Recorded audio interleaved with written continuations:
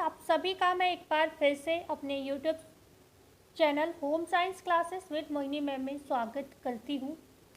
Finally आज हम फिर क्लास लेकर उपस्थित हुए हैं आपके सामने, क्योंकि जो भी प्रॉब्लम्स थे उनको थोड़ा सही किया है और कुछ समय बाद मैं आपको बहुत एक अच्छी खुशखबरी भी दूंगी, क्योंकि मैं व्यवस्था कुछ कर रही हूँ और बहुत अच्छे से पढ़ाने की कोशिश करूँगी। मैंने लैपटॉप भी ले लिया है, आप लोगों से जो चर्चा कर रही थी, लैपटॉप मैंने ले लिया है। अब लैपटॉप की जो सेटिंग है वो थोड़ा मुझे करने में बहुत दिक्कत हो रही है, जिससे मैं सारे काम मतलब सीखे हैं वो अभी है नहीं यहाँ पर मेरे पास। मतलब वो उसकी इंटर्नशिप है, दादी गई हुई है 1 महीने के लिए, मेरी दीदी की बेटी है। आप सभी से मैं हर बात शेयर कर लेती हूँ, इसीलिए बता रही हूँ, ठीक है। तो अब वो आएगी 1 महीने बाद।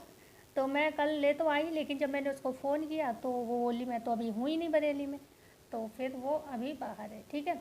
तो अब 1 महीने फिर वेट करना पड़ेगा। अब मैंने सोचा 1 महीने तो चैनल को बंद नहीं कर सकते, तो तब तक क्यों ना थोड़ा थोड़ा मैं भी सीखती हूँ। हो सकता है उसके आने से पहले मैं खुद ही सीख जाऊँ, और नहीं तो तब तक और हमें भी ये चीज़ झेलनी है। फ़ोन से जैसे काम कर रही हूँ और आपको भी झेलनी है।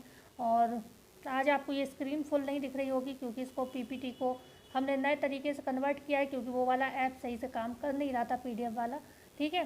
तो देखो हर तरीके से कोशिश कर रही हूँ, और अब फिज़िकली बहुत परेशान भी रही हूँ इस समय, लेकिन मैं अपना बेस्ट यहाँ पर देने की कोशिश कर रही हूँ। थोड़ी सी चर्चा करेंगे टीजीटी पीजीटी एग्ज़ाम की। आप सभी जानते हो टीजीटी पीजीटी एग्ज़ाम का कुछ पता नहीं चल रहा है कब होगा। तो अब हमारा टारगेट हो गया है एलटी ग्रेड, ठीक है। एलटी ग्रेड टारगेट इसलिए हो गया है क्योंकि सुना जा रहा है उसका नोटिफिकेशन आने वाला है। हालांकि एलटी ग्रेड का जब तक नोटिफिकेशन आएगा, जब तक एग्ज़ाम होगा, तब तक जहाँ तक टीजीटी पीजीटी हो भी जाएगा, इतना भी नहीं खींचेगा। लेकिन बात यह है ना कि मान लो टीजीटी पीजीटी के तुरंत बाद अगर एलटी ग्रेड हुआ और टीजीटी पीजीटी में बहुत ज़्यादा कम सीट्स हैं, तो हम क्या करेंगे। तो हमने बहुत मेहनत करके अब एक फ़ैसला लिया है आप सभी के लिए कि हमारी एक क्लास करेंट अफेयर की रहेगी। क्योंकि हमने सुबह 4 बजे जब लाइव स्टार्ट किया, तब मुझे ये एहसास हुआ कि 4 बजे अभी एग्ज़ाम नहीं, तो कोई बच्चा लाइव आ ही नहीं रहा है। तो हम भी इतनी मेहनत सुबह सुबह 4 बजे उठकर हम लाइव हों, उससे बेहतर है उस 1 घंटे में क्यों ना मैं एक क्लास मतलब बना लूँ, है ना। और किसी किसी दिन ऐसा भी होता है, प्रॉब्लम्स होते हैं, क्योंकि हाउस वाइफ हूँ, बच्चा छोटे हैं, तो इस वजह से कभी कभी उठ भी नहीं पाते हैं 4 बजे, ऐसा भी होता है, ठीक है। तो कोई आप लोगों को भी ये ना रहे कि अरे मैम ने 2-4 लोग जो भी आते हैं कि मैम हमसे बोल देती, खुद नहीं आती है। तो बहुत सारे इश्यूज हो जाते हैं फैमिली में, आप समझ सकते हो, है ना। फिजिकली में मतलब प्रॉब्लम्स हो जाते हैं। तो इसलिए मैंने सोचा क्यों ना अगर मैं 4 बजे उठती हूँ तो एक इतना समय मैं चुपचाप बैठ कर पढ़ रही होती हूँ, तो उस समय मैं आपको एक करंट अफेयर की क्लास या फिर कुछ भी जीके जीएस प्रैक्टिस सेट मतलब, ठीक है। तो प्रैक्टिस सेट के माध्यम से ही करेंगे, क्योंकि थ्योरी तो मैं बहुत डीपली नहीं पढ़ाऊँगी आपको, लेकिन प्रैक्टिस सेट के माध्यम से हम चीज़ों को सीखेंगे, जिससे आपकी भी तैयारी होती रहेगी, हमारी तैयारी भी होती रहेगी, ठीक है। थोड़ा थोड़ा ही पढ़ेंगे। ऐसे तो मतलब मैं अगर मान लो 30 क्वेश्चन भी आपको रोज़ कराती हूँ या 25 क्वेश्चन भी रोज़ कराती हूँ, तो आपका एलटी ग्रेड तक अच्छा भरा तैयार हो जाएगा। लेकिन अगर मान लो आप होम साइंस तो यहाँ पढ़ ले रहे हो और किसी चैनल को विजिट नहीं कर रहे हो, मतलब एलटी ग्रेड आप पेपर बंद नहीं पढ़ रहे हो, तो आपका कहीं ना कहीं नुकसान होगा, और इससे आप कुछ नहीं सीखोगे। तो करंट तो सीखोगे ही, करंट है, जीएस के जो क्वेश्चन जो है हर जगह ही पूछे जाते हैं, ऐसे क्वेश्चन को मैं कवर करने की कोशिश करूँगी। बहुत डीपली नहीं अगर मैं गई, तो मैं उतना कोशिश करूँगी जो बेसिक समझ आपकी विकसित हो जाए, जिससे आप डीपली कहीं और पढ़ो तो समझ में आ जाए, ठीक है। चीज़ें मतलब प्रैक्टिस में आने लगे धीरे धीरे, ओके। तो आई होप आपको मेरा ये प्रयास अच्छा रहा होगा, क्योंकि काम ऐसा करो जिसमें फ़ायदा हो। अब मैं 4 बजे लाइव किया, मैंने 3 दिन किया, 3 दिन में मैंने नोटिस किया 3 बच्चे आए, 4 बच्चे आए, तो ऐसा भी काम क्या करना जिसमें बच्चे आए ही ना और हमारा भी समय बर्बाद हो। तो और उसमें क्या होता है, थोड़ा लाइव में ऐसे ही देखते रहो बार बार कौन आ रहा है कौन जा रहा है, तो पढ़ाई में मेरा भी डिस्टर्ब हो रहा था। तो मैं ऐसा काम नहीं करना चाहती जिससे आप और मैं कोई भी डिस्टर्ब हो, ठीक है। तो अब हम स्टार्ट करते हैं। आज हमारा होम साइंस का ये प्रैक्टिस सेट है, और ये आप लोग बताइएगा कि टाइमिंग आप बताइएगा, मुझे तो दोनों पे ही काम करना है, कि होम साइंस की क्लास सुबह 8 बजे की कर दूं या फिर करेंट की सुबह 8 बजे की कर दूं। क्योंकि एक क्लास आपको 3 बजे मिलने वाली है और एक 8 बजे मिलने वाली है सुबह, और एक दोपहर में। तो इसमें आपको डिसाइड करना है कि कौन सी क्लास हम किस टाइम दें। वैसे तो कोई फ़र्क नहीं पड़ता है, लेकिन आप लोग किस टाइम कौन सा पढ़ना चाहते हो तो बता सकते हो, नहीं तो मैं अपने हिसाब से इसको अपलोड करूँगी, ठीक है। तो बहुत सोच समझ के मैंने ये फैसला लिया है, और इस फैसले से मैं अब हटने वाली नहीं हूँ। अभी तक मैंने बहुत डिसीजन लिया और जिससे मैं हट गई, लेकिन इस बार ये डिसीजन मैंने बहुत सोच समझ के लिया है। 3-4 दिन से मैं बहुत कसमें चल रही थी कि मैं इतना काम फैला रही हूँ, मैं हैंडल कर पाऊँगी या नहीं, ठीक है। तो मैंने बहुत अलग से वीडियो आपको नहीं दी है, लेकिन मैंने यहाँ से प्रयास किया है और मुझे उम्मीद है आप लोग हमें सपोर्ट करेंगे और बस इसी मतलब उम्मीद से अब तक चले हैं और आगे भी चलेंगे। तो एक बार सभी लोग चैनल को शेयर एंड सब्सक्राइब करेंगे। पढ़ाई को प्लीज़ मत छोड़िएगा, क्योंकि आपने अगर आज पढ़ाई छोड़ दी तो 3 साल की मेहनत आपकी बेकार हो जाएगी, ठीक है। तो क्रिमिज क्या संदर्भित करता है? किरमिज, ओके। आपने पढ़ा होगा जो कश्मीरी हम लोग कढ़ाइयाँ पढ़ते हैं ना, कश्मीरी कढ़ाइयाँ परंपरागत कढ़ाई के अंतर्गत आती है। कश्मीर की कसीदाकारी हम सब ने पढ़ा है, जिसमें हम पश्मीना शॉल पढ़ते हैं, दुसाला पढ़ते हैं, कसाबा, जमावर, दो रुखा, ये सारे हम शॉल के प्रकार भी पढ़ते हैं इसमें, ठीक है ना। और कसीदा कढ़ाई जो है काफ़ी फेमस पॉपुलर हमारी एक ट्रेडिशनल एम्ब्रॉयडरी के अंतर्गत आती है। तो उसी में जो कश्मीरी लोग होते हैं ना, तो वो कलर्स को नए नए नाम देते हैं, ठीक है। हम लोग जैसे बोलते हैं काला, तो वो काला नहीं बोलते, काला को क्या बोलते हैं? मुस्की बोलते हैं। क्या बोलते हैं? मुस्की बोलते हैं वो लोग, ठीक है ना। वो काला को क्या बोलते हैं? मुस्की बोलते हैं। अगर आप कहोगे नीला, तो वो नीला नहीं कहेंगे, वो क्या कहेंगे? तिजोरी कहेंगे, तिजोरी, ओके। ऐसे अगर नारंगी की बात करते हैं, तो नारंगी के लिए वो लोग गुलनार के नाम से मतलब गुलनार से पुकारते हैं, ठीक है। तो गुलनार किसको कहते हैं? नारंगी को कहते हैं। तो ऐसे ही जो बैंगनी है, इसको किरमिज के नाम से वो लोग जानते हैं। और भी बहुत सारी, जैसे कि सफ़ेद को वो लोग क्या कहते हैं? सफ़ेद की अगर बात करें, सफ़ेद को वो लोग उजला कहते हैं, उजला, ओके। ये लोग मतलब कढ़ाइयों में यूज़ करते हैं ना कलर के धागे वागे, तो उसको सफ़ेद को उजला कहेंगे, काले को मुस्की कहेंगे, नारंगी को गुलनार कहेंगे, बैगनी को किरमिज कहेंगे, नीले को तिजोरी कहेंगे। ऐसे ही आपका अच्छा नीला बैगनी भी, अगर यहाँ पर नीला बैगनी दिया होता तो भी सही होता। नीला बैगनी जो है किरमिज कहलाता है, नीला बैगनी किरमिज कहलाता है, ठीक है, ओके। काले को मुस्की कहते हैं, हमने आपको बता दिया है, ठीक है। ऐसे बैगनी खाली होता है, खाली बैगनी होता है तो बडू कहते हैं, ओके। जब यहाँ पर किरमिज होता है, किरमिज जो होता है नीला और बैगनी दोनों को कहते हैं ये लोग, ओके, ध्यान रखिएगा। लेकिन यहाँ पर जो ऑप्शन है ना, उस हिसाब से मैं आंसर देना, इसलिए बैगनी का किरमिज हम लगाएंगे, ओके। बढ़ते हैं आगे। क्वेश्चन है 2 क्वेश्चन है ICU का फुल फॉर्म क्या है? Internal care unit, intention care unit, intensive care unit या फिर इंटरनेशनल केयर यूनिट। तो जो ICU है उसके फुल फॉर्म की अगर हम बात करते हैं तो फुल फॉर्म होती है इंटेंसिव केयर यूनिट, ठीक है। यहाँ पर आपका जो है सी ऑप्शन जो है बिल्कुल सही हो जाएगा। इंटेंसिव केयर यूनिट जो है ICU की फुल फॉर्म है, ओके। बढ़ते हैं क्वेश्चन नंबर 3 की ओर। राष्ट्रीय नवजात सप्ताह कब तक राष्ट्रीय नवजात सप्ताह कब तक मनाया जाता है, ठीक है, ये बताना है। तो 12 से 20 अक्टूबर, 15 से 21 नवंबर, या फिर 1 से 7 नवंबर, या फिर 15 से 21 अक्टूबर तक मनाया जाता है। तो यहाँ पर जो आपका राइट आंसर होता है, यहाँ पर बी ऑप्शन सही होगा। ये 15 से 21 नवंबर तक मनाया जाता है राष्ट्रीय नवजात सप्ताह। शुरू कब किया गया था? तो ये 2004 से शुरू किया गया था, ठीक है। 2004 से इसकी शुरुआत की थी। इसका उद्देश्य अगर हम बात करें क्या है, तो जो कह सकते हैं ना, जो नवजात शिशु होते हैं ना, उनकी देखभाल, ठीक है, और स्वास्थ्य के बारे में जागरूकता यहाँ पर जो है बढ़ाना, ये इसका उद्देश्य जो है बेसिकली रहता है, ओके। बढ़ते हैं आगे क्वेश्चन है हमारा 4 नंबर का। एक महीन जालीदार कपड़ा जो अक्सर दुल्हन के घूंघट में उपयोग किया जाता है, ठीक है ना। जैसे अस्तर के तौर पर हम कह सकते हैं उसका यूज़ किया जाता है, जो दुल्हन के घूंघट होते हैं उसमें, ठीक है। तो ड्रेपरी तो आप समझ रहे होंगे नहीं ही होगा। घटचोला भी नहीं होगा, क्योंकि ये कहाँ का है? गुजरात का है। चुंदरी मतलब यहाँ पर जो प्रश्न है, एक महीन जालीदार कपड़ा जो अक्सर दुल्हन के घूंघट में उपयोग किया जाता है। तो घूंघट तो चुंदरी होती है, लेकिन उसमें उपयोग किया जाता है, तो उसमें वो टूल होता है जो अंदर से यूज़ किया जाता है, ठीक है ना। तो यहाँ पर आपका डी ऑप्शन जो है, टूल का प्रयोग यहाँ पर किया जाता है। अच्छा, आपको एक चीज़ समझ में आया होगा, जो टूल है ना, ये बहुत ही महीन जालीदार कपड़ा है। तो आप यहाँ पर मान सकते हो, जो इसमें कह सकते हैं ये कैसा कपड़ा होगा? बहुत ही कम सघन वाला कपड़ा ये होगा, बहुत ही कम सघन वाला ये कपड़ा होगा। तो इसमें कितने हम कह सकते हैं 30 से 150, ठीक है, 150 ग्राम स्क्वायर तक जो है ये होगा, ठीक है ना, ग्राम स्क्वायर तक ये होगा, ओके। क्योंकि जितना ग्राम स्क्वायर ज़्यादा होगा, मतलब जो इसको GSM कहते हैं, ग्राम स्क्वायर मीटर, जिस कपड़े का जितना ज़्यादा होता है ना, उतना ही कपड़ा ज़्यादा सघन होता है। तो यहाँ पर सबसे जो सबसे महीन कपड़े होते हैं तो उसमें 30 से 150 तक जो होते हैं आपके ताने बाने का प्रयोग किया जाता है, ठीक है। तो मतलब ताना बाना कह सकते हो, या फिर इसका मतलब मेजरमेंट जो होता है ग्राम स्क्वायर मीटर में किया जाता है, मीटर में, ठीक है। ग्राम स्क्वायर मीटर में कितने ताने बाने का प्रयोग किया गया, इस तरीके से आप इसको समझ सकते हो। तो 30 से 150 ही इसमें होगा।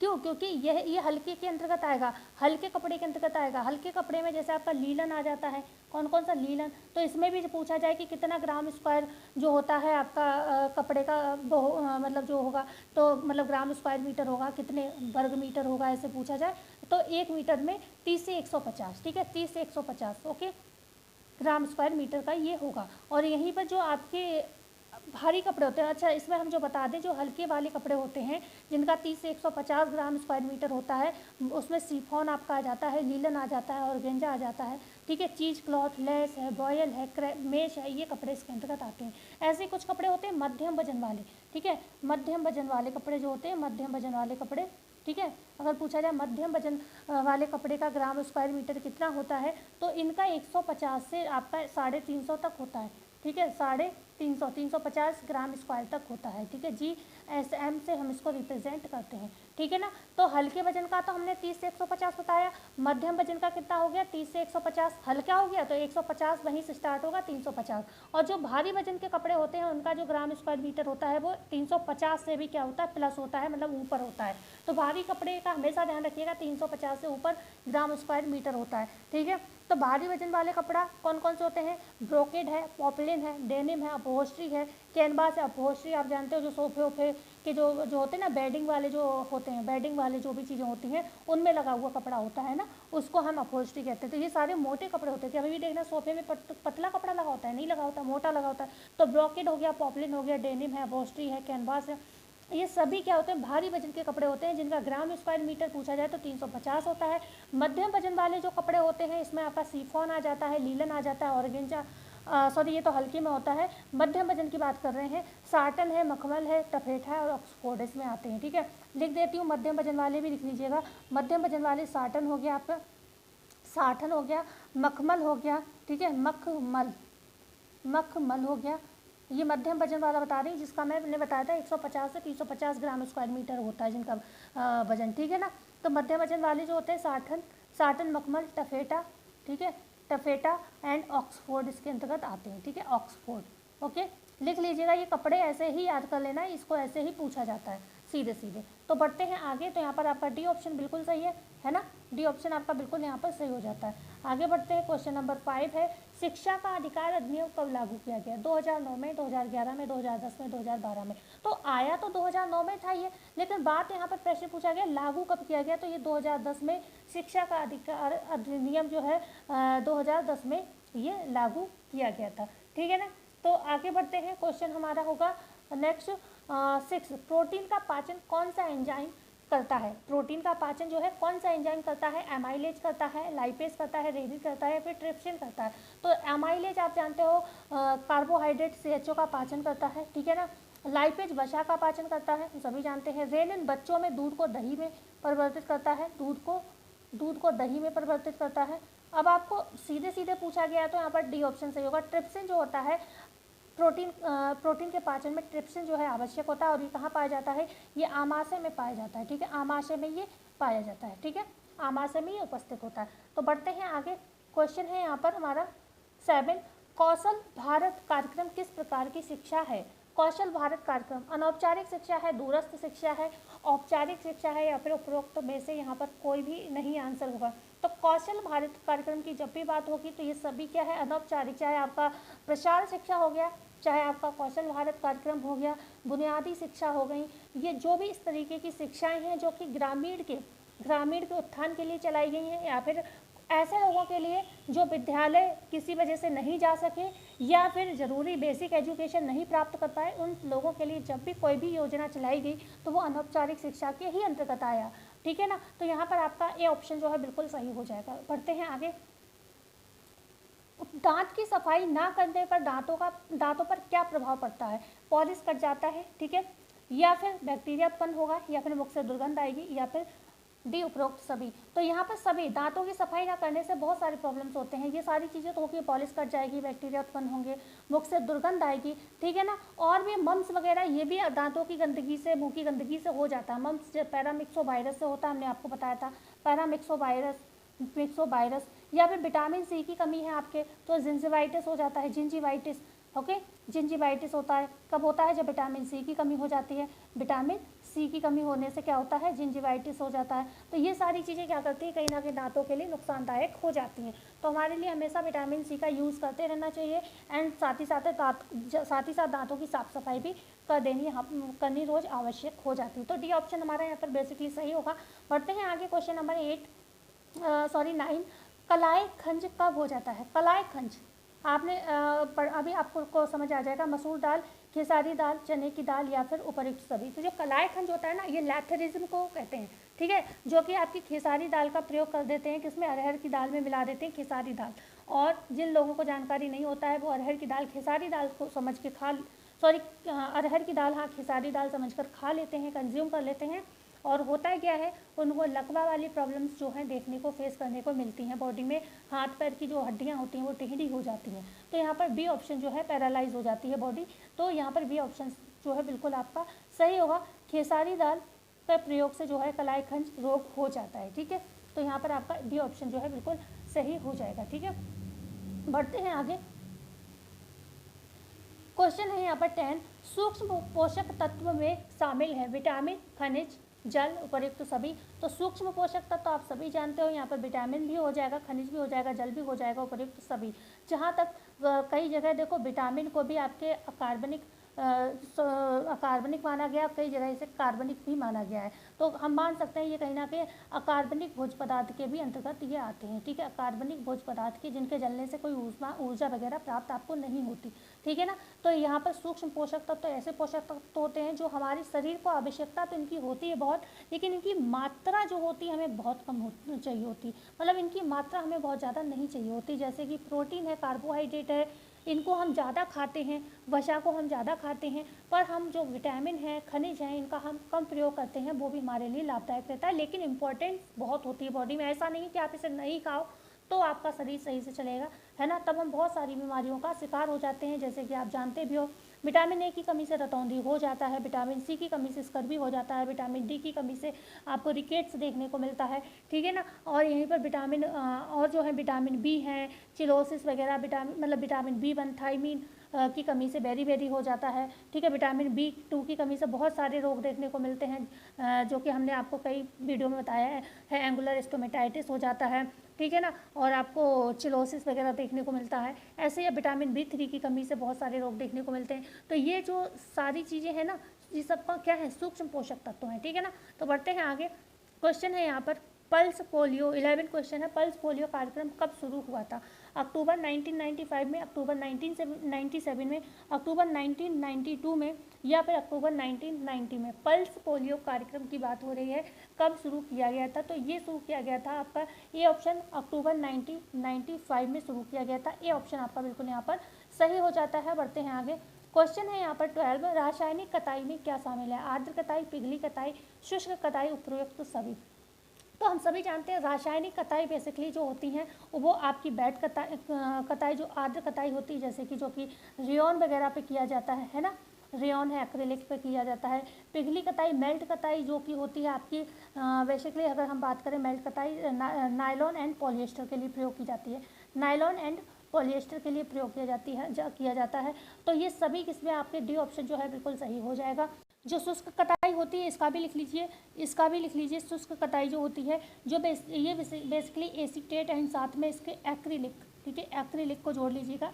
एक्रिलिक जो ऊन के समान कपड़े होते हैं ना, एक्रिलिक कौन से रेसे होते रासायनिक हैं लेकिन ऊन के समान कपड़े ये आप होते हैं, ठीक है ना। तो एसीटेट एक्रिलिक जो है शुष्क कताई से बनाए जाते हैं, पिघली कताई से नायलॉन एंड पॉलिएस्टर बनाए जाते हैं, ठीक है, पॉलिएस्टर बनाए जाते हैं। और आर्द्र कताई से आपकी अगर हम बात करते हैं तो रेयॉन का निर्माण यहाँ पर किया जाता है, ठीक है ना। जो आर्द्र कताई है यही प्रथम व्यावसायिक कताई के नाम से भी जानी जाती है। जो पहली वाली आपको दिखाई दे रही है इसे हम क्या कहते हैं, प्रथम व्यावसायिक कताई। तो प्रथम व्यावसायिक कताई आपसे पूछा जाए, व्यावसायिक कताई पूछी जाए, ठीक है, व्यावसायिक कताई पूछी जाए तो हम क्या कहेंगे, प्रथम व्यावसायिक कताई कौन सी होगी, प्रथम व्यावसायिक कताई जो है आपकी आर्द्र कताई होगी, ठीक है, आर्द्र कताई होगी, ध्यान रखिएगा, प्रथम व्यावसायिक कताई। अच्छा, रासायनिक कताई 3 तो लिखी है, आर्द्र कताई, पिघली कताई, शुष्क कताई, 3 लिखी है। चौथी आपको कमेंट में बतानी है कि चौथी कताई कौन सी है। इसके साथ ही साथ हम आपको बता देते हैं जो आपकी कौन सी वाली, यांत्रिक कताई। देखो कताइयाँ 2 तरीके की होती है, एक रासायनिक होती है, एक यांत्रिक होती है। और ये तो सभी को पता होगा कताई कहते क्या है, किसे हैं, रेशे से धागे की निर्माण की जो प्रक्रिया है वही कताई कहलाती है, हम सभी जानते हैं। तो जो आपकी यांत्रिक कताई होती हैं उनकी थोड़ी सी चर्चा कर लेते हैं, ज़्यादा कुछ नहीं, बस इसमें हम ये देखेंगे कौन कौन सी होती हैं। तो यांत्रिक कताई में अगर हम बात करते हैं तो आपकी पारंपरिक रिंग कताई होती है, ठीक है, पारंपरिक रिंग कताई होती है, ओके। उसके बाद आपकी म्यूल फ्रेम से भी की जाती है, लेकिन अभी हम बात करते हैं सीधे सीधे नाम की। तो यहाँ पर खुली व अंतिम कताई, जिसे हम ओपन एंड स्पिनिंग कहते हैं, खुली एवं अंतिम कताई, ठीक है, अंतिम कताई हो गई। इसके बाद घर्षण, जिसे हम फ्रिक्शन कहते हैं, घर्षण कताई, जिसे अर्नेस्ट फेहरर ने खोजा था। अर्नेस्ट फेहरर ने कौन सी कताई खोजी थी, तो घर्षण कताई को खोजा था, ठीक है ना। इसके बाद स्वयं ऐंठन वाली, सेल्फ ट्विस्टेड स्पिनिंग, ठीक है। उसके बाद इलेक्ट्रोस्टैटिक कताई, ठीक है, इलेक्ट्रोस्टैटिक स्पिनिंग। उसके बाद आती है ऐंठन रहित कताई, जिसे हम ट्विस्ट लेस स्पिनिंग के नाम से जो है जानते हैं, ठीक है ना। और इसके बाद एक और कताई आपकी आती है रिंग कताई, ठीक है, रिंग कताई, जो कि आपकी पारंपरिक कताई के अंतर्गत ही नहीं, पारंपरिक कताई के अंतर्गत तो आपके जो है चरखा है, ये सब प्रयोग किए जाते हैं, है ना। लेकिन ये कताई के प्रकार जो थे मेन हमने वो बताया आपको, ठीक है। तो बढ़ते हैं आगे, ओके। क्वेश्चन है यहाँ पर, आपको रासायनिक कताई का चौथा प्रकार जो है बताना है कमेंट में, तभी मुझे पता चलेगा आपने वीडियो कितनी देखी। क्वेश्चन है यहाँ पर 13, विश्व का सबसे बड़ा स्वास्थ्य कार्यक्रम कौन सा था। पोलियो उन्मूलन था, टाइफाइड उन्मूलन था, रूबेला उन्मूलन था, या फिर मिजल्स उन्मूलन था। तो पोलियो उन्मूलन जो है विश्व का सबसे बड़ा स्वास्थ्य कार्यक्रम कौन सा है, इनमें से पोलियो उन्मूलन आपका ए ऑप्शन जो है बिल्कुल सही यहाँ पर होने वाला है, ठीक है ना, ओके। तो ए ऑप्शन जो आपका बिल्कुल सही हो जाएगा, पोलियो उन्मूलन जो है बिल्कुल सही यहाँ पर आंसर हो जाएगा। इसका जो आपकी मुँह की एक खुराक जो थी वो मुंह से दी जाती थी, जो जॉन सॉल्क ने खोजी थी। दूसरी थी साबिन ने खोजी थी, मुंह से जो देने वाली दवाई थी वो साबिन महोदय ने खोजी थी, ठीक है। साबिन ने जो थी वो पीने वाली दवाई बनाई थी, पीने वाली दवाई, जो खुराक हम मुंह से देते हैं ना, पीने वाली दवाई बनाई थी, वाली दवाई जो थी। और कब बनाई थी, 1961 में बनाई थी, कई बार मैंने आपको बताया है। और जो सॉल्क थे, ठीक है, सॉल्क ने, जॉन सॉल्क थे, उन्होंने क्या किया था, इन्होंने इंजेक्शन ईजाद किया था, इंजेक्शन बनाया था, ठीक है ना। तो ये अंतर आपको जो है ध्यान रखना है। यहाँ पर जो पोलियो होता है किससे होता है, वायरस से होता है, एंटीवायरस, ठीक है, याद रखिएगा, वायरस से होता है। और साथ ही साथ जो वायरस होता है और जो अंग जो प्रभावित होता है, तो तंत्रिका तंत्र जो है प्रभावित होता है, जिससे मांसपेशियाँ क्या होती हैं, निष्क्रिय हो जाती हैं और लकवा मार जाता है, शरीर पूरा पैरालाइज हो जाता है। अच्छा, जो ये रोग होता है, होता कैसे है, तो ये जो खराब खाना होता है ना, जो संदूषित भोजन जो होता है ना, उससे होता है, ओके। भोजन जो विषाक्त हो चुका हो, खराब हो चुका हो, और साथ ही साथ पानी से होता है, ठीक है। जैसे डायरिया नहीं, हैजा होता है, टाइफाइड होता है पानी से, तो ये भोजन एंड पानी दोनों से होता है, लेकिन खराब हो, जो खाने पीने योग्य ना हो, उसे पीने से होता है। लेकिन इस समय भारत जो है इससे मुक्त हो चुका है, इस बीमारी से, ठीक है। तो बढ़ते हैं आगे, क्वेश्चन है यहाँ पर 14, धागा निर्माण की प्रक्रिया कहलाती है कताई, वीविंग, नीटिंग या फिर बेटिंग। तो धागा निर्माण की जो प्रक्रिया होती है क्या कहलाती है, तो धागा निर्माण की प्रक्रिया ही कताई कहलाती है, ठीक है ना।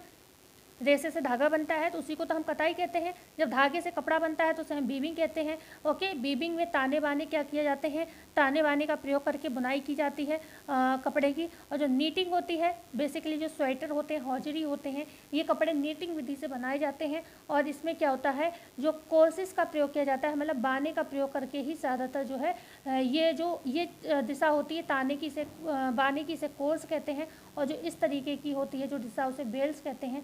तो ये जो होते हैं इससे क्या किया जाता है, नीटिंग किया जाता है। ज़्यादातर एक ही धागे का प्रयोग करते हुए ये की जाती है, ठीक है ना। बेटिंग एक परिचर्या है, फिनिशिंग है, किस पर की जाती है, रेशम पर की जाती है, ठीक है। तो बढ़ते हैं आगे, क्वेश्चन है हमारा 15, नायलॉन के धागे का व्यास निर्भर करता है कच्ची सामग्री पर, स्पिन रेट के क्षेत्रों पर खींचने की सामग्री पर या फिर उपर्युक्त सभी पर।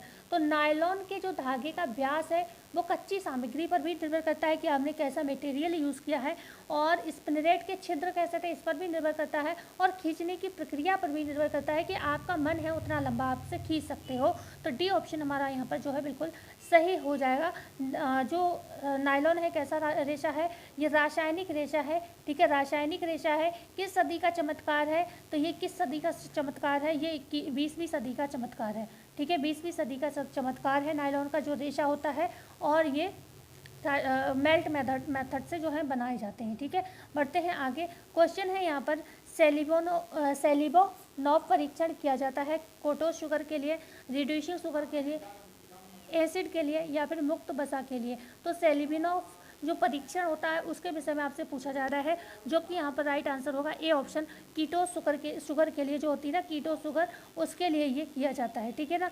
ओके, बढ़ते हैं आगे। क्वेश्चन है यहाँ पर परिस्थिति परक मॉडल में समाज व परंपरा किस स्तर से संबंधित होते हैं, मध्य मंडल, लघु मंडल, बृहद मंडल, घटक मंडल। तो परिस्थिति परक मॉडल में समाज व परंपरा किस स्तर से, ये आपने यूरी ब्रेनर की जो स्टोरी है, ठीक है ना, या फिर जो सिद्धांत है थ्योरी है उसको पढ़ा होगा, ठीक है। तो इन्होंने आपके कितने बेसिकली 5 जो है मंडल बताए थे, उसमें जो यहाँ पर संबंधित है वो बी ऑप्शन है, क्योंकि समाज की बात हो रही है, परंपरा की बात हो रही है, तो ये लघु मंडल होगा, ठीक है ना, लघु मंडल होगा, इसके अंतर्गत आएगा, ठीक है। तो बढ़ते हैं आगे। क्वेश्चन है यहाँ पर आपका 18, ईस्ट की सहायता से खमीर उठाना क्या कहलाता है, पायसम कहलाता है, फ्लैग कहलाता है, नॉक पैक कहलाता है या फिर टॉट कहलाता है। तो ईस्ट की सहायता से जब खमीर उठाया जाता है तो उसको हम नॉक बैक के नाम से जानते हैं, ठीक है। सी ऑप्शन हमारा यहाँ पर सही हो जाएगा। पायसम आप जानते हो जो उत्तरी भारत है ना,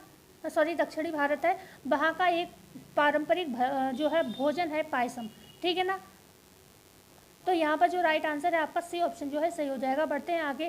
क्वेश्चन है यहाँ पर 19, पानी व आटे का घोल क्या कहलाता है, पानी व आटे का घोल है तो उसे हम क्या इमल्सन कहेंगे, बैटर कहेंगे, फिटर कहेंगे, बीट कहेंगे। तो इसे हम बैटर कहेंगे, हम बैटर तैयार करते हैं ना पानी और आटे को मिलाकर, है ना। और इमल्सन क्या होता है, इमल्सन जो आप फैट और पानी को लेकर रगड़ते हो तो छोटे छोटे डॉट या फिर दूध पे आपको दिखता है फैट के छोटे छोटे कण, वही इमल्सन कहलाता है, ठीक है ना।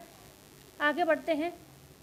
क्वेश्चन है यहाँ पर 20, वह खाद्य पदार्थ जिसके ना होने पर कुछ और प्रयोग कर लेना क्या कहलाता है, अनुपूरक कहलाता है, अनुपूरक आहार कहलाता है, फोर्टिफिकेशन कहलाता है, मतलब फोर्टिफिकेशन प्रक्रिया कहलाती है, स्थानापन्न कहलाता है, या फूड एडिटिव। फूड एडिटिव तो आप समझ में आ ही रहा होगा कि किसी भी भोज्य पदार्थ को सेव करने के लिए हम कुछ प्रिजर्वेटिव का प्रयोग करते हैं जिससे भोज्य पदार्थ लंबे समय तक यूज़ किया जा सके, चल सके, तो उसमें उसको हम फूड एडिटिव वो चीज़ें होती हैं जो सुगंध को बनाए रखती हैं, रंग रूप को बनाए रखती हैं, है ना। और यहाँ पर जो प्रश्न पूछा गया, वह खाद्य पदार्थ जिसके ना होने पर कुछ और प्रयोग कर लेना क्या कहलाता है, ठीक है ना। जैसे कि आप, मैं बताऊं, सच बताऊं, जैसे कई बार ऐसा होता है कि गर्मी के मौसम में ऑरेंज रखा होता है लेकिन नींबू जो होता है सिकंजी वगैरह में खर्च हो जाता है, तो मैं सैलेड में ऑरेंज भी डाल देती हूँ, ठीक है। तो हमने क्या किया, नींबू की जगह ऑरेंज का यूज़ कर लिया, ठीक है। ऐसा होता है क्योंकि कभी भी कोई गेस्ट आ जाता है, सिकंजी में यूज़ हो गया नींबू, ठीक है, या बाई चांस ख़त्म हो गया, ठीक है, तो हम तो क्या, हमें विटामिन सी चाहिए, तो हमने क्या किया, सैलेड में उसका प्रयोग जो है कर लिया, तो उसमें कोई दिक्कत भी नहीं होगी और आपको न्यूट्रिशन भी मिल जाएगा। तो इसको हम कहते हैं स्थानापन्न करना, ठीक है, स्थानापन्न करना कहते हैं इसको, ठीक है ना। और अगर किसी भोज्य पदार्थ में क्या होता है, किसी भी भोज्य पदार्थ में कोई भोज्य पदार्थ हमने बढ़ाया है, जैसे कि मान लो आयरन की गोलियां हम पीस के आटे में डालते हैं, ठीक है ना, आयरन की कमी की पूर्ति के लिए, तो हम उस मतलब ऐसा नहीं कि आटे की जगह डायरेक्ट हम गोलियां खाने लगेंगे, ठीक है ना, ऐसा तो नहीं करेंगे। हमने क्या करा, उसमें कम लगा तो हमने मिला लिया। ये नमक में हमने क्या करा, आयोडीन मिला लिया, ऐसे ये तो समझ सकते हो ना, नमक में आयोडीन मिलाना, ये तो सीधा सीधा समझ में आ रहा होगा। तो उसको हम क्या करते हैं, फोर्टिफिकेशन कहते हैं, ठीक है ना, कि हमने किसी भोज्य पदार्थ में किसी तत्व की कमी थी तो उसको पूर्ति के लिए हमने उसको मिला लिया, तो यहाँ पर क्या हुआ, हमने इसको फोर्टिफाई किया है, ठीक है ना। और अनुपूरक आहार आप जानते हो, जैसे बच्चों की जो न्यूट्रिशन है उसकी पूर्ति के लिए हम कुछ एक्स्ट्रा चीज़ें ऐड करते हैं तो उसे हम अनुपूरक आहार कहते हैं। जैसे बच्चे को 6 माह तक क्या करते हैं, हम लोग दूध ही देते हैं माँ का, जब वो माँ का दूध पर्याप्त नहीं होता बच्चे के लिए तो हम उनको एक्स्ट्रा फूड देने लगते हैं, जैसे बहुत सारी चीज़ों की प्यूरी बना के देने लगते हैं, ठीक है ना। तो वो क्या होता है, अनुपूरक होता है ना, दूध का सॉरी चावल का पानी, ठीक है, दाल का पानी, ये सब देना, ठीक है। तो बढ़ते हैं, हमारा आंसर यहाँ पर सी था। आप बढ़ जाते हैं आगे। क्वेश्चन नंबर 21, कपड़े की सतह पर उभार के लिए एक शब्द प्रयोग करें। कपड़े की सतह पर उभार के लिए हमें एक शब्द प्रयोग करना है, तो क्रैपिंग, ठीक है। सीजिंग हो जाएगा, सीजिंग में तो रोएं काट के वस्तु को चिकना किया जाता है। एम्बॉसिंग हो जाएगा, साइजिंग में माड़ वगैरह जैसा, माड़ नहीं लेकिन हाँ उसी तरीके की लेयर जो है गोंद वगैरह की लगाई जाती है, ठीक है ना, वस्त्र को कड़ा और चिकना किया जाता है। तो यहाँ पर जो राइट आंसर होगा वो होगा, क्या होगा, एम्बॉसिंग होगा। सी ऑप्शन जो है यहाँ पर सही होगा, ठीक है ना। बढ़ते हैं आगे। क्वेश्चन है यहाँ पर 22, नियंत्रण को यंत्र किसने कहा है, ठीक है ना। नियंत्रण को यंत्र किसने कहा है, ग्रॉस एवं क्रेंडल ने कहा है, निखिल व डॉल्सी ने कहा है, क्रॉस व मीडल ने कहा है, या फिर देसा पिसच ने कहा है। तो नियंत्रण को एक यंत्र के समान किसने माना है, निखिल एवं डॉल्सी ने माना है। यहाँ पर बी ऑप्शन जो है बिल्कुल सही होगा। इसी तरीके से अगर आयोजन के विषय में पूछा जाए तो आयोजन को क्रियाशील यंत्र किसने कहा है, तो आयोजन को क्रियाशील यंत्र ग्रॉस एवं क्रेंडल ने कहा था, ठीक है। तो ये चीज़ें जो हैं पूछी जाती हैं और हमेशा पूछी जाएंगी, इसमें कुछ भी ऐसा नहीं है जो कि इधर उधर होने की संभावना है। ये क्वेश्चन हमेशा बने हैं और हमेशा बनेंगे। ऐसे ही अगर आपसे पूछा जाए ग्रॉस एवं कैंडल ने जो आपका प्रबंध है उसको क्या कहा है, तो एक तो मानसिक प्रक्रिया किसने कहा है, ग्रॉस एवं कैंडल ने ही मानसिक प्रक्रिया कहा है। किसको, गृह व्यवस्था को। और साथ ही साथ इन्होंने आयोजन, नियंत्रण और मूल्यांकन, ये 3 चरण भी दिए थे। कितने चरण दिए थे, ग्रॉस एवं कैंडल ने 3 दिए थे, जो हम आयोजन पढ़ते हैं और नियंत्रण पढ़ते हैं और क्या पढ़ते हैं, मूल्यांकन पढ़ते हैं, ठीक है, मूल्यांकन पढ़ते हैं। निखिल एवं डॉल्सी ने कितने दिए थे, 4 चरण दिए थे, 4 चरण दिए थे इन्होंने, ठीक है। इन्होंने आयोजन, संगठन, नियंत्रण और मूल्यांकन निखिल एवं डॉल्सी के द्वारा ही दिए गए थे। और इन्होंने मानसिक प्रक्रिया ने इन्होंने योजनाबद्ध प्रक्रिया कहा था, ठीक है। गृह प्रबंध को योजनाबद्ध प्रक्रिया किसने कहा था, निखिल एवं डॉल्सी ने कहा था, ठीक है ना। एल.एस. देसाई को आप सभी जानते हो और ग्रॉस एवं मीडल भी आपने पढ़े हुए होंगे, ठीक है। तो बढ़ते हैं आगे। क्वेश्चन है यहाँ पर 23, डेक्रोन का व्यापारिक नाम क्या है, डेक्रोन का व्यापारिक नाम क्या है, रेयॉन है, रेशम है, पॉलिएस्टर है, स्पेंडेक्स। तो रेयॉन तो आप जानते हो अर्ध सेलुलोजिक रेशा है, तो और डेक्रोन क्या है, डेक्रोन तो बिल्कुल ही पूरा रासायनिक रेशा है, ठीक है ना। ये अर्ध सेलुलोजिक रेशा है, ठीक है। भाई फ़ोन की स्क्रीन पर लिखना थोड़ा बस यही तो चीज़ें दिक्कत करती हैं। अर्ध सेलुलोजिक रेशा है और रेयॉन, लेकिन डेक्रोन पूरा रासायनिक अभिन्न में एक ही आपको दिख रहा है। जो पॉलिएस्टर है ये पूर्णतः क्या है, आपका रासायनिक रेशे के अंतर्गत आता है। तो डेक्रोन का व्यापारिक नाम पॉलिएस्टर है, आप कह सकते हो, ठीक है ना यहाँ पर। और रेशम भी प्राकृतिक और प्रोटीन और जांतव रेशा है। तो यहाँ पर सी ऑप्शन आपका जो है बिल्कुल सही हो जाएगा। क्वेश्चन है यहाँ पर अग्नि प्रतिरोधक वस्त्र कौन सा है। अच्छा, पॉलिएस्टर की खोज किसने की है, बताएगा कमेंट में कोई ना कोई। अग्नि प्रतिरोधक वस्त्र कौन सा है, रेशम है, ऊन है, जूट है, कपास है। अग्नि प्रतिरोधक वस्त्र इनमें से बताना है। तो आपको दिखाई दे रहा है रेशम अग्नि का प्रतिरोध नहीं करता है, जूट जो है, कपास है, यहाँ पर नहीं, ये कोई भी नहीं होगा। लेकिन क्यों, क्योंकि जो ऊन होता है ना ये प्रतिरोध करता है। आप जैसे ही आग से हटाओगे ऊन बुझ जाता है। या फिर आपने एक उदाहरण में दूँ आपको, जैसे कहते हैं ना कोई जब आग लगे किसी व्यक्ति को, कोई जल जाए तो उसको कहते हैं ना कंबल उसके ऊपर डाल दो, उसे कंबल में मतलब लपेट दो, बिल्कुल आग बुझ जाएगी। क्यों, क्योंकि वो ऊन जो होता है ना प्रतिरोध करता है उसका, ठीक है ना। समझ में आया। तो यहाँ पर बी ऑप्शन जो है बिल्कुल सही होगा। ऊन जो है अग्नि प्रतिरोधक वस्त्र के अंतर्गत आता है। क्वेश्चन है यहाँ पर एंड और पिक को और किस नाम से जानते हैं, ताना, बाना। सी है ए और बी दोनों, डी है अनुत्तरित। तो एंड को हम ताना कहते हैं और पिक को हम बाना कहते हैं। तो यहाँ पर आपका सी ऑप्शन जो है सही होगा, दोनों ही सही हो जाएंगे। तो 25 का आपका आंसर क्या होगा, सी ऑप्शन जो है सही हो जाएगा। क्वेश्चन है यहाँ पर 26, वस्त्रों को डमी पर पहनाना क्या कहलाता है, डॉट कहलाता है, पेपर पैटर्न कहलाता है, ड्राफ्टिंग कहलाता है, या फिर यहाँ पर ड्रेपिंग कहलाता है। तो वस्त्रों को डमी पे पहनाना डॉट तो नहीं कहलाता, डॉट से तो हम वस्त्रों में क्या करते हैं, डिजाइनर फिटिंग वगैरह देते हैं, ठीक है ना। तो यहाँ पर पेपर पैटर्न भी हम जब कपड़े सीखते हैं तब बना बना कर करते हैं। ड्राफ्टिंग भी हम किसी कपड़े को सिलते समय पहले हम एक क्या करते हैं, ड्राफ्टिंग तैयार कर लेते हैं, जिससे कपड़ा कोई भी है ख़राब ना हो, जो भी कमियां होनी है उसी ड्राफ्टिंग पर ही हो जाए, ठीक है ना। तो यहाँ पर ड्रेपिंग जो होता है हम डायरेक्ट जब डमी पर कपड़े को पहनाना स्टार्ट करते हैं और वहीं पर आप देखते हो पिन लगा लगा कर वो पूरा ड्रेस तैयार कर लेते हैं और फिर उसको सिल दिया जाता है। तो ये ड्रेपिंग विधि ही कहलाती है, ठीक है। तो यहाँ पर क्वेश्चन है आपका मांगलिक कढ़ाई कहा जाता है कसूती के लिए, कांथा के लिए, फुलकारी के लिए, या फिर सिबोरी के लिए, ठीक है। मांगलिक कढ़ाई किसके लिए यहाँ पर क्या कहा जाता है, तो ये आपको बताना है। मांगलिक कढ़ाई कहा जाता है कसूती के लिए, कांथा के लिए, फुलकारी के लिए, या फिर सिबोरी के लिए। तो जो मांगलिक कढ़ाई आपकी है कौन सी होगी, यहाँ पर आपकी सी ऑप्शन जो है फुलकारी। फुलकारी जो है मांगलिक कढ़ाई के अंतर्गत आता है। जैसे कि आपको पता होगा, आपने पढ़ा होगा छोबे, ठीक है ना, ठीक है ना। नहीं चोप है ना, चोप कांथा। एक सेकंड, थोड़ा सा मिस हो रहा है। जो चोप होता है ना, तो नानी देती है किसके लिए, अपनी नतनी के लिए, ठीक है, नानी नतनी के लिए देती है। एक सॉल होता है लाल कलर का, ठीक है ना, तो चोप कहलाता है ना। तो चोप फुलकारी तो कहीं ना कहीं आप देख रहे हो मांगलिक कार्यक्रम में ही दिया जा रहा है।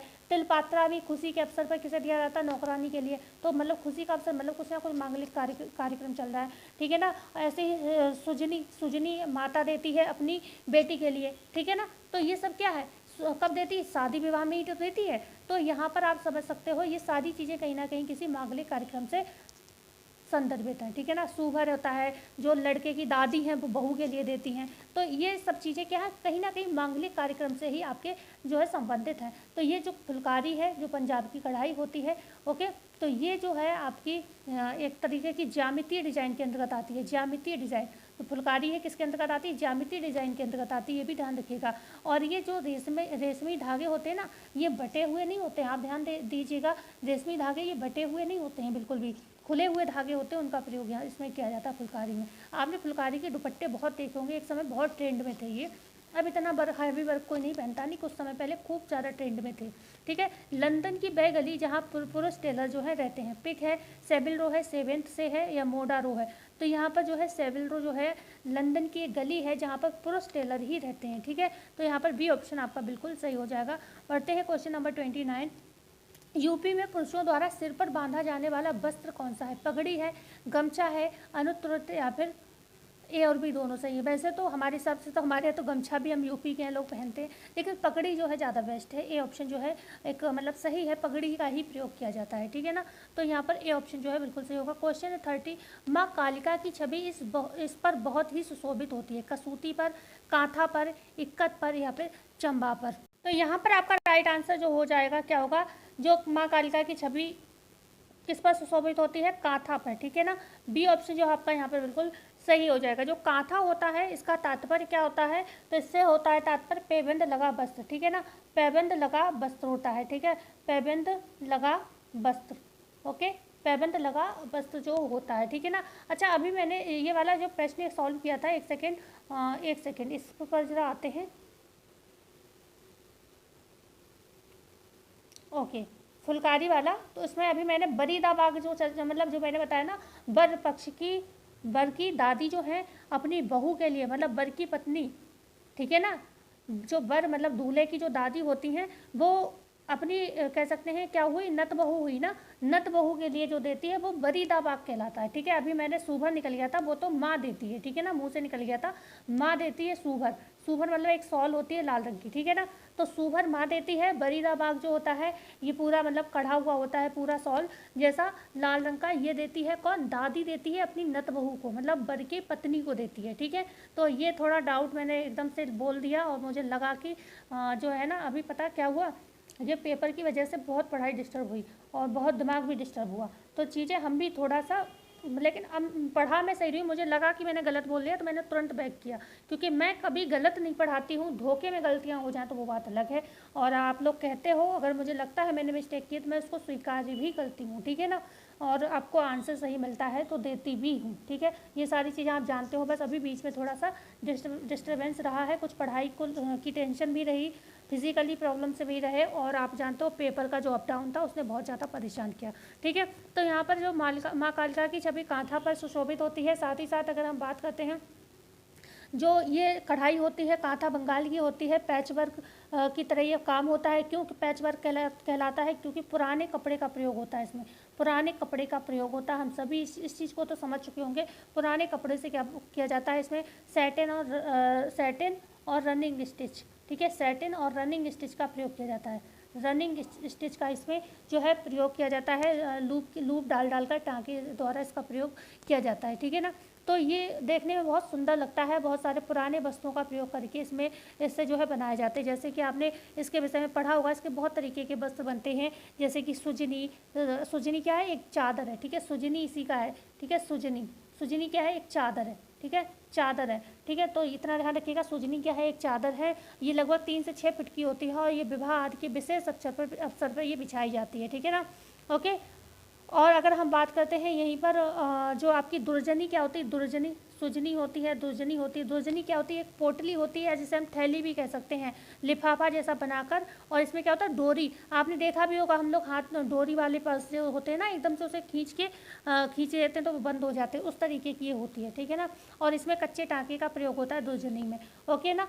ओके, और कांथा होता है, और कांथा तकिए के गिलाफ को कहते हैं। और यहीं पर जो लैप कांथा होता है, ये क्या होता है? एक चौकोर दोहर होता है जिसे सर्दियों में ओढ़ने के काम में लिया जाता है, ठीक है ना। और लैप कांथा, अब यही हम जब लैपटॉप पे काम करेंगे तो हम अच्छे से चीज़ें लिख देंगे। इस पर क्या होता है ना, स्क्रीन पर फ़ोन की लिखने में सब गंदा गंदा दिखता है, ठीक है ना। तो जो लैप कांथा होता है, लैप कांथा जो होता है सर्दियों में ओढ़ने के प्रयोग आता है। और कांथा क्या होता है? हमने बताया तकिए का गिलाफ है, ठीक है। और कांथा क्या है? तकिए का गिलाफ होता है, ठीक है ना। एक होता है आरसी लता होता है। आरसी लता आपने पढ़ा होगा, आरसी लता होता है, इसी में होता है आरसी लता। तो आरसी लता क्या होता है? तो आरसी लता जो होता है श्रृंगार की सामग्रियों को रखने के लिए या ढकने के लिए जो होता है, एक कपड़ा होता है, और मतलब अच्छा से कढ़ा हुआ ये होता है, ठीक है ना। पेड़ पौधों की डिजाइन इसमें बनी हुई होती है। तो बढ़ते हैं आगे। क्वेश्चन है हमारा यहाँ पर 31, वस्त्र को चमकदार बनाने के लिए कौन सी प्रक्रिया की जाती है? ब्लीचिंग की जाती है, टेंटरिंग की जाती है, एम्बोसिंग या फिर ग्लेजिंग की जाती है। तो जब भी वस्त्र को चमकदार बनाने की बात होती है तो ब्लीचिंग से तो वस्त्र सफ़ेद किया जाता है, और टेंटरिंग से क्या होता है? वस्त्र को बराबर काटा जाता है। मान लो कोई वस्त्र है वो टेढ़ा मेढ़ा है और इसकी कटिंग कर दी जाती है तो ये इस तरीके से ये बराबर दिखता है, ठीक है ना। तो ये टेंटरिंग से तो वस्त्र बराबर किया जाता है। एम्बोसिंग से क्या किया जाता है? फूली हुई डिजाइन प्राप्त होती है। तो आपके पास ग्लेजिंग बचा। जो ग्लेजिंग होता है इससे वस्तु को क्या होता है? चमकदार जो है बनाया जाता है, ठीक है ना। तो 31 का आपका डी ऑप्शन जो है सही हो जाता है। क्वेश्चन है यहाँ पर 32, प्रजनन बाद दुग्ध श्रावण हेतु कौन सा तत्व आवश्यक है? सेलेनियम, फोलिक एसिड, मैग्नीशियम या फिर अनुत्तरित। प्रजनन बाद दुग्ध के श्रावण के लिए इनमें से कौन सा पोषक तत्व जो है यहाँ पर जो है लाभदायक रहेगा? तो यहाँ पर आपका मैग्नीशियम जो है आंसर, मैग्नीशियम नहीं, यहाँ पर आपका फोलिक एसिड जो है आंसर सही माना गया है, ठीक है ना। फोलिक एसिड आपका जो है आंसर सही हो जाएगा। एक सेकेंड, यहाँ पर दुग्ध श्रावण की भी बात हो रही है ना, और जो फोलिक एसिड होता है गर्भावस्था में ज़्यादा आवश्यक होता है प्रजनन के बाद, ठीक है ना। प्रजनन के बाद खास तौर से गर्भावस्था में जो है फोलिक एसिड ज़्यादा आवश्यक होता है। यहाँ पर सी ऑप्शन जो है सही होगा। आप जानते आपने अगर शादीशुदा होंगे और ज़्यादातर प्रेगनेंसी में आप लोगों ने फोलिक एसिड की गोलियाँ खाई भी होंगी, ठीक है ना। तो यहाँ पर सी ऑप्शन जो मैग्नीशियम है ये दुग्ध श्रावण के लिए और प्रजनन दोनों के लिए आवश्यक है। तो यहाँ पर आपका सी ऑप्शन सही होगा। क्वेश्चन है यहाँ पर 33, रेटिंग प्रक्रिया किस रेशे पर की जाती है? जूट पर, ऊन पर, रेशम पर, कपास पर। तो जो रेटिंग का प्रोसेस होता है वो जूट प्लस लीलन पर किया जाता है। तो लीलन पर और जूट पर किया जाता है बेसिकली। वैसे तो रेयॉन पर भी ये प्रक्रिया की जाती है, लेकिन एक वो अर्ध रासायनिक या अर्ध सेलुलोजिक प्रक्रिया होती है, मतलब कपड़े या धागे बनाने की, वो अलग चीज़ है। लेकिन पूर्णतः रेटिंग का जो काम होता है वो जूट और लीलन पर किया जाता है। तो आपका ए ऑप्शन जो है सही हो जाएगा। रेटिंग है, रिपलिंग है, ये लीलन पर या जूट पर ही किया जाता है। तो बढ़ते हैं आगे। क्वेश्चन है यहाँ पर, और ये वनस्पति जगत का हम सभी जानते हैं लीलन कौन सा सबसे लंबा रेशा है? वनस्पति जगत का सबसे लंबा रेशा लीलन हो जाता है, और प्राकृतिक जगत का सबसे लंबा रेशा सबसे लंबा रेशा पूरी प्रकृति में बात करें तो रेशम हो जाता है, ठीक है। कपास ह्यूमन फ्रेंडली रेशे के अंतर्गत आता है, और जूट को हम स्वर्ण रेशे के नाम से जानते हैं। स्वेटर बनाने की विधि कौन सी है? बुनाई है, बंधाई है, कताई है या फिर बेल्टिंग है। तो बुनाई से तो हम वस्त्र बनाते हैं। बंधाई जो है ना, इसे हम क्या कहते हैं? नीटिंग या फिर बंधाई कहते हैं। ये स्वेटर बनाने की विधि है। कताई से तो हम रेशे से धागा बनाते हैं, रेशे से क्या करते हैं? धागा बनाते हैं, ठीक है। बेटिंग आप जानते हो रेशम का एक प्रोसेस है। तो बढ़ते हैं आगे, वजन बढ़ाने का। बढ़ते हैं आगे। क्वेश्चन है यहाँ पर 35, भ्रूण हत्या रोकने के लिए बनाया गया अधिनियम कौन सा है? PCPNDT है, ठीक है, या फिर PDPNT है, या फिर PTCD है, या फिर DTCPPC है। बहुत कुछ लिख दिया है। तो यहाँ पर PCPNDT आप जानते हो 35 का ए ऑप्शन सही होगा। इसे लिंग निषेध, ठीक है, लिंग निषेध या फिर लिंग चयन का निषेध अधिनियम के नाम से जानते हैं। लिंग चयन मतलब आप चयन नहीं कर सकते हो कि लड़की है या लड़का, ठीक है। तो लिंग चयन का निषेध अधिनियम के नाम से भी जानते हैं हिंदी में, ठीक है ना। निषेध अधिनियम के नाम से जानते हैं, और ये 1994 में आया था, ठीक है।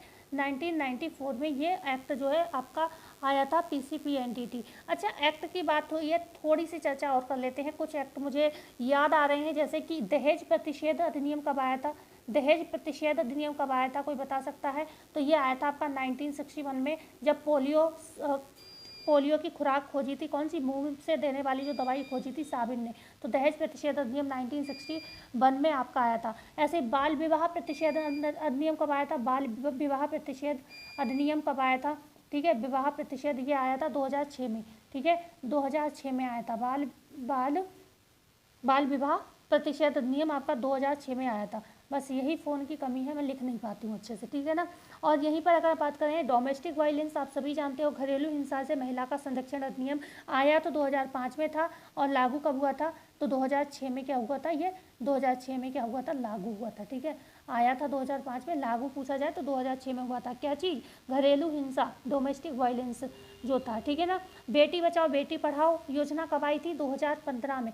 बेटी बचाओ ये बेसिक ऐसी योजना है जो आपसे कभी भी पूछी जा सकती हैं, ठीक है ना। बेटी बचाओ बेटी पढ़ाओ 2015 में 22 जनवरी को ये योजना जो है आपकी आई थी, है ना। ऐसे ही आपकी एक पीएम उज्ज्वला स्कीम जो कि पूछी भी गई थी, लेकिन वो उज्ज्वला स्कीम थी। ये जो 2016 में आई, मैं उसकी बात कर रही हूँ जिसमें पीएम लगा हुआ है। पीएम उज्ज्वला स्कीम पूछा जाए तो ये 1 मई 2016 को आई थी। बकाया जो महिला तस्करी से संबंधित थी उज्ज्वला योजना थी, उसमें पीएम नहीं लगा था। वो कब आई थी? मैंने आपको बताया था 2007 में, ठीक है ना। 2007 में ही तो आई थी, ऐसे ही थोड़ा था कुछ, है ना। तो इस तरीके से ये सारी योजनाएं आपको याद रखना है। और एक बात कर लेते हैं आयुष्मान भारत, ठीक है। आयुष्मान कब आया था?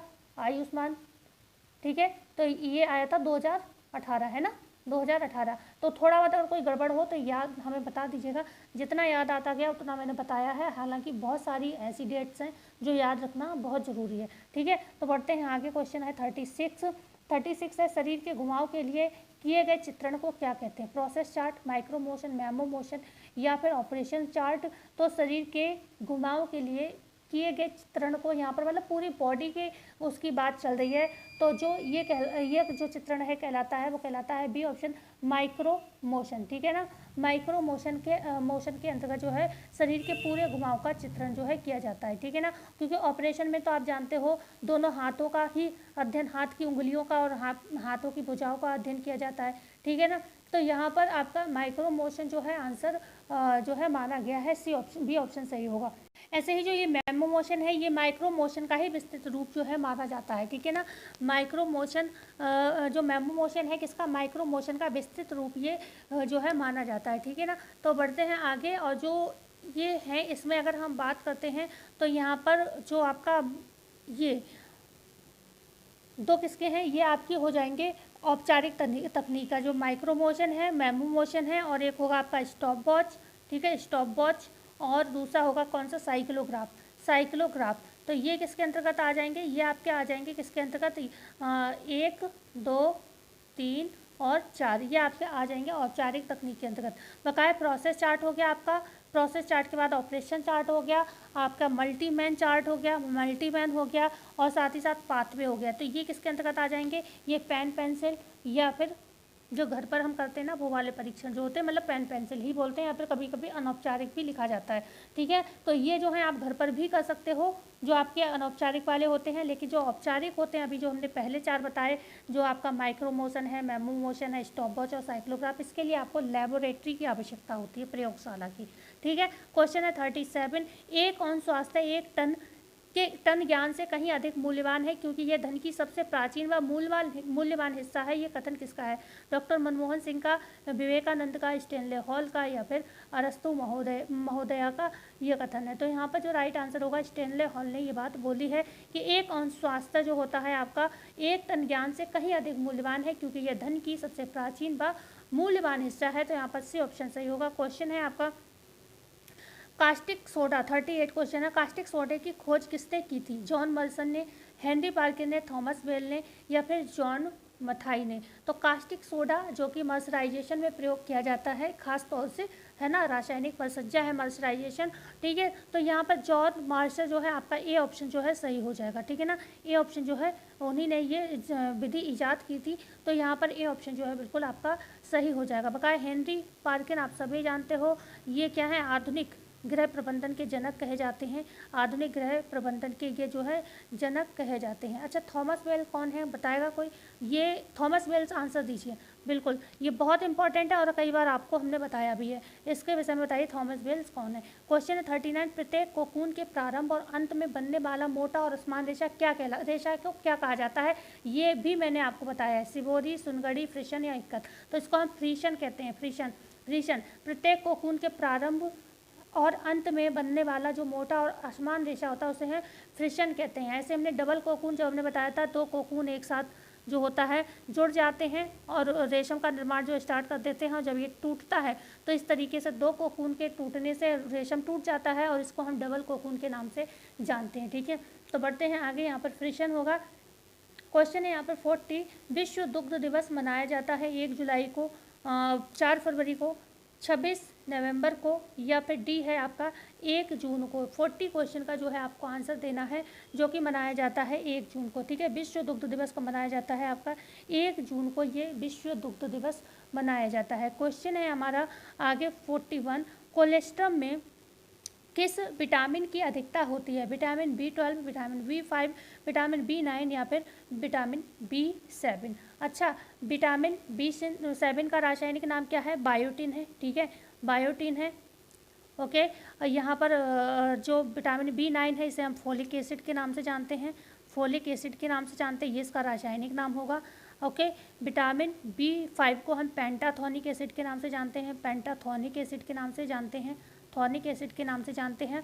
और विटामिन B12 साइनोकोबाल्मिन के नाम से जो है जाना जाता है। तो यहाँ पर बात की जा रही है कि कोलेस्ट्रम में कौन सा, कोलेस्ट्रम जो माँ का पहला पीला गाढ़ा दूध होता है उसमें किस विटामिन की यहाँ पर अधिकता देखने को मिलती है? तो यहाँ पर आपका ए ऑप्शन सही होगा, विटामिन B12। ठीक है, विटामिन B12, क्योंकि आप सभी जानते हो जो विटामिन B12 होता है ये आपके प्राणिज में ही पाया जाता है, तो हम लोग भी प्राणी ही हैं। ठीक है ना, ये आपका नॉर्मली वनस्पति में देखने को नहीं मिलता है। तो प्राणिज मतलब दूध भी प्राणिज है माता का, माता के दूध में ही कोलेस्ट्रम होता है। तो यहाँ पर जो है कोलेस्ट्रम में जो विटामिन पाया जाएगा वो विटामिन B12 विशेष तौर पर जो है फ़ायदेमंद होता है, और इसकी क्रिया के लिए हमारे लिए एक होता है फैक्टर, इंट्रिंसिक फैक्टर जो है बहुत ज़्यादा लाभदायक रहता है। ठीक है, इसके बिना काम नहीं होता है। क्वेश्चन है 42, मासिक धर्म की छुट्टी के लिए कानून पारित करने वाला देश कौन सा है? मॉरिशस है, स्पेन है, फिलीपींस है, चीन है। देखो, मासिक धर्म जो कि कुछ लोगों के लिए बहुत ज़्यादा परेशानी क्रिएट करता है, तो ऐसे लोगों के लिए छुट्टी तो मिलनी ही चाहिए। अब इनमें चुनाव तो करोगे नहीं, किसको दिक्कत होती किसको नहीं होती, तो क्यों ना मासिक धर्म की छुट्टी के लिए कोई कानून ही बना दिया जाए कि जो मंथ में किसी भी लड़की को प्रॉब्लम या महिला को प्रॉब्लम होती है उस समय कुछ 2 दिन की 3 दिन उसको क्या उसे रेस्ट मिल सके, है ना, या फिर थोड़ी उसको फ्री टाइम मिल सके। तो ये कानून बनाया गया है। ठीक है ना, जो ये कानून बनाया गया है तो क्या मॉरिशस ने बनाया है, स्पेन ने बनाया है, फिलीपींस ने बनाया है या फिर चीन ने बनाया है, ये बताना है। तो ये स्पेन देश ने बनाया है। बी ऑप्शन जो है बिल्कुल सही होगा, यहाँ पर बी ऑप्शन सही होगा, स्पेन देश ने ऐसा कानून बनाया है। क्वेश्चन है 43, टीबी हारेगा देश जीतेगा अभियान किस वर्ष तक टीबी उन्मूलन के लिए चलाया गया? ये 2025, 2020, 2024 या 2023? तो ये 2025 तक ही बनाया गया था, लेकिन हमारे हिसाब से क्या आप देख सकते हो टीबी के मरीज आपको हर जगह मिलेंगे और ये भी मतलब कंट्रोल में नहीं है, लेकिन इसका टारगेट था।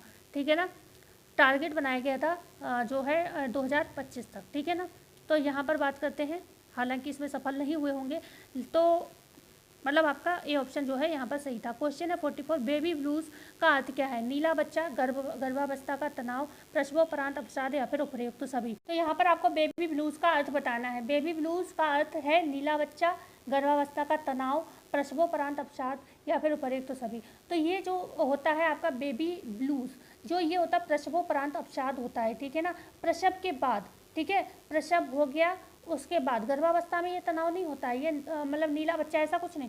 प्रसवोपरांत, जब प्रसव हो गया उसके बाद जो होता है ना, एक तनाव होता है, एक उदासी की भावना होती है माता के अंदर। ठीक है ना, माता के अंदर एक उदासी की भावना होती है कि मतलब कैसे होगा, क्या होगा, एक तनाव होता है, चिड़चिड़ापन होता है। ठीक है, बेवजह रोने लगना, है ना। बहुत से लोग रोने लगते हैं। मानसिक बदलाव, इस समय बहुत से लोग इस दौर से गुजरे होंगे जब एग्ज़ाम का रोज़ रोज़ हो रहा था, आज होगा नहीं होगा, नहीं होगा नहीं होगा, तो बहुत से लोग मानसिक तनाव में थे और बेवजह रो रहे होंगे। वो कंडीशन मैं समझ सकती हूँ या आप लोग समझ सकते हैं, ठीक है ना। तो यहाँ पर उदासी रहना या फिर ये समझना मैं कहते हैं ना कि मुझे लगता ही नहीं मैं वही हूँ जो पहले थी, ठीक है ना, मतलब मैं वैसी नहीं हूँ जैसी थी, ठीक है ना, ऐसी भावना आती कि मैं नहीं रही, है ना, इस तरीके की चीज़ें सोचते रहते हैं, ठीक है ना। तो इसे हम बेबी ब्लूज़ के नाम से जानते हैं। और ये कब होता है? जब प्रसव हो जाता है उसके बाद जो जिम्मेदारियाँ आती हैं उस समय ये लगता है, जो पोस्टपार्टम टाइम जो होता है ना, पोस्टपार्टम डिप्रेशन जिसको हम कहते हैं, प्री पार्टम जब बच्चा पेट में होता है उसको कहते हैं, और पोस्टपार्टम जो होता है डिप्रेशन जब बाद में होता है, ठीक है ना, बच्चा होने के बाद। तो उसमें अकेलापन महसूस करना, तनाव, चिड़चिड़ापन, ऐसी चीज़ें होना, कारण रोते रहना, असहाय महसूस करना, ठीक है, सारी चीज़ों को देखकर ये लगना कि मतलब कैसे क्या होगा, ये सारी चीज़ें, ठीक है। तो ये होता है आपका बेबी ब्लूज़, आप समझ सकते हो। क्योंकि जो मातृत्व जो होती है ना, मातृत्व आप समझ रहे हो ना, तो मातृत्व प्राप्त करने के लिए 3 तरीके की योग्यताएं जो होती हैं ज़रूरी होती हैं। एक होती है 3 जो योग्यताएं होती हैं ज़रूरी होती हैं, ये अनिवार्य योग्यताएं कही जाती हैं। एक तो आपकी जैविक योग्यता होती है, होनी चाहिए माता में।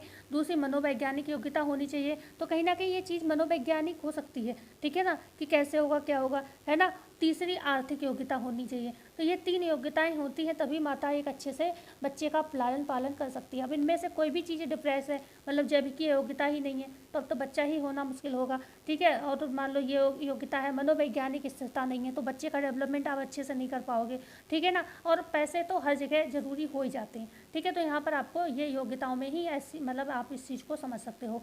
क्वेश्चन है 45, गरीबी उन्मूलन एवं आत्मनिर्भरता एवं किस पंचवर्षीय योजना का प्रमुख ध्येय वाक्य था? प्रथम पंचवर्षीय योजना, तृतीय पंचवर्षीय योजना, पंचम पंचवर्षीय योजना या फिर नवम पंचवर्षीय योजना। तो गरीबी उन्मूलन की बात हो रही है, तो ये जो था यहाँ पर सी ऑप्शन से होगा। ये पंचम नहीं था, गरीबी उन्मूलन एवं आत्मनिर्भरता की, अच्छा हाँ, ये पंचम पंचवर्षीय योजना का विषय था, ठीक है। सी ऑप्शन जो है आपका सही होगा, ठीक है ना। ओके, पढ़ते हैं क्वेश्चन नंबर 46। दुग्ध प्रोटीन किस एक अमीनो अम्ल का धनी होता है? ट्रिप्सिन, लाइसिन, मेथियोनिन या फिर थ्रेओनिन। तो जो आपका दुग्ध प्रोटीन होता है ना, दूध में पाई जाने वाली जो प्रोटीन होती है वो आपकी लाइसिन की धनी होती है, ठीक है ना। लाइसिन उसमें पाया जाता है, ये ऑप्शन जो है सही हो जाएगा, अमीनो अम्ल, लाइसिन अमीनो अम्ल, ठीक है ना।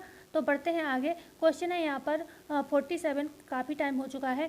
हड्डी से कैल्शियम जुड़ना क्या कहलाता है? हाइपोथर्मिया, कैल्सीफेरोलिस, कैल्सिफिकेशन, अनुत्तरित। हमने कैल्सिफिकेशन बताया था आपको, कैल्शियम वाली क्लास आपने देखी होगी, तो आपको आंसर याद होता है। कैल्सिफिकेशन हड्डी से कैल्शियम का जुड़ना, कैल्सिफिकेशन, और डीकैल्सिफिकेशन जब हड्डियों से कैल्शियम जो है निकल जाता है, हड्डियां कमज़ोर हो जाती हैं। क्वेश्चन है यहाँ पर 48, अलग अलग मासिक चक्र में निकलने वाले 2 अंडों का निषेचन कहलाता है? सुपरफिटेशन, सुपरफिकंडेशन, ए और बी दोनों, या फिर अनुत्तरित। तो यहाँ पर सुपरफिटेशन कहलाता है, ये ऑप्शन जो है बिल्कुल आपका सही हो जाएगा, ठीक है। क्वेश्चन है यहाँ पर 49, प्रसव के बाद माँ को परिवार नियोजन के विकल्पों का उपयोग कब से शुरू करना चाहिए? प्रथम एमसी के बाद, द्वितीय एमसी के बाद, प्रसव के तुरंत बाद, या फिर कभी भी नहीं? तो जब भी प्रसव के बाद माँ को परिवार, मतलब जो है प्रसव के बाद जब परिवार नियोजन प्लान करना होता है तो प्रथम पीरियड आने के बाद ये काम किया जाता है, ठीक है। मेंस्ट्रुअल साइकिल जब स्टार्ट होता है बच्चे के जन्म के बाद तब ये किया जाता है, ठीक है। क्वेश्चन है लास्ट आज की क्लास का, अंतर्राष्ट्रीय नर्स दिवस कब मनाया जाता है? तो अंतर्राष्ट्रीय नर्स दिवस की बात हो रही है, तो ये मनाया जाता है क्या 14 मई, 16 मई, 12 मई, या फिर जो है आपका 20 मई? तो यहाँ पर जो है ये 12 मई को मनाया जाता है, ठीक है, 12 मई, सी ऑप्शन यहाँ पर सही होगा। तो आज की क्लास कैसी लगी आप बताना ना भूलिएगा। हम पूरा कोशिश करेंगे कि एक क्लास आपको जनरल जीके, जनरल की मतलब जिसमें जीएस वगैरह और करेंट अफेयर ये सब चीज़ें हम आपको दे सकें, ठीक है। लेकिन भाई वो क्लास ऐसी होगी, हर किसी के लिए इम्पोर्टेंट होगी। आप किसी भी एग्ज़ाम की तैयारी कर रहे हो तो आपके रिलेशन में कोई भी पढ़ रहा हो, कोई भी पढ़ने वाला हो जिसको कंटेंट की आवश्यकता हो, ठीक है ना, फ्री ऑफ कॉस्ट यूट्यूब पर पढ़ना है तो मैं अपना पूरा बेस्ट देने की कोशिश करूँगी। तो आप लोग वहाँ पर ज़रूर जुड़िएगा, ठीक है। और प्लीज़ प्लीज़ प्लीज़ चैनल को शेयर करिएगा एंड सब्सक्राइब नए हो तो ज़रूर करिएगा। मिलते हैं। अभी हमारी जो सीरीज़ है होम साइंस में, मैं कोशिश करूँगी कुछ दिन ये सुपर 50 की सीरीज़ ही चलाएं, क्योंकि अभी आप लोग भी थोड़ा मन से नहीं पढ़ रहे होगे और मतलब पेपर का थोड़ा है। लेकिन मैं ये कहूँगी ये मैं सीरीज़ इसीलिए चला रही हूँ कि आप लोग थोड़ा थोड़ा चीज़ों को पढ़ते चलें, जिससे ऐसा ना हो पढ़ाई बिल्कुल एंड आपकी हो जाए। ठीक है, थोड़ा थोड़ा भी पढ़ोगे, 50 क्वेश्चन भी रोज़ लगाओगे तो भी आपका जो है आपका बना रहेगा शेड्यूल, कोई प्रॉब्लम नहीं होगी। लास्ट में अगर एकदम से एग्ज़ाम की कोई डेट आती है तो आपको ये नहीं लगेगा कि अरे बिल्कुल पढ़ाई छूट गई, अब कैसे करें कैसे नहीं करें, ये सारी समस्याएं आपको देखने को नहीं मिलेंगी। तो मैं ये कहूँगी थोड़ा थोड़ा पढ़ते रहें और तैयारी करते रहें। पेपर जब होगा वो भी हम आपको बताएंगे। और हाँ, एक चीज़ और, जो आपका एक कमेंट आया था किस चीज़ को, जो अभी आपकी जो ECCE एजुकेटर की जो भर्तियाँ आई हैं उसके लिए कमेंट आया था कि हमने मैम फॉर्म भर दिया था, वही वाला है। तो वो वाली जो भर्तियाँ अभी कुछ दिन पहले आई थी वो अलग थी।